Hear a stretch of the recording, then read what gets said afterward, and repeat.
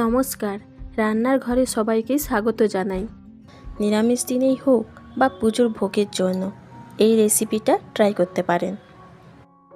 প্রথমে আমি কড়াইতে সামান্য তেল দিয়ে সেদ্ধ করে রাখা এঁচড় আর আলু হালকা ভেজে নিচ্ছি। এরকম হালকা ভেজে নিলেই হবে।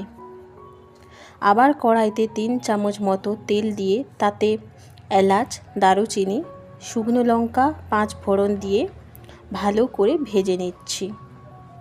ভাজার পর জিরে আর আদা পেস্ট দিয়ে ভালো করে কষিয়ে নিতে হবে।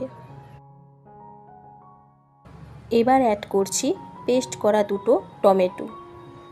মশলা থেকে যখন তেল ছাড়বে তখন অ্যাড করতে হবে স্বাদ মতো লবণ, হলুদ গুঁড়ো, লঙ্কার গুঁড়ো, কাশ্মীরি লঙ্কার গুঁড়ো। তারপর ভালো করে মিশিয়ে নিচ্ছি।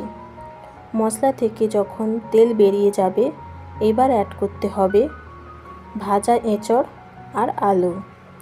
2 মিনিট মতো কষিয়ে নিয়ে 1/2 চামচ চিনি দিলাম। কিছুক্ষণ নেড়ে 1 কাপ উষ্ণ গরম জল দিয়ে দিলাম। তারপর ধনেপাতা কুচি আর 1 চামচ ঘি দিয়ে নামিয়ে নিলাম। এইভাবেই বাড়িতে বানিয়ে নিন নিরামিষ এঁচড়। রেসিপিটা ভালো লাগলে লাইক, শেয়ার ও সাবস্ক্রাইব করার অনুরোধ রইল।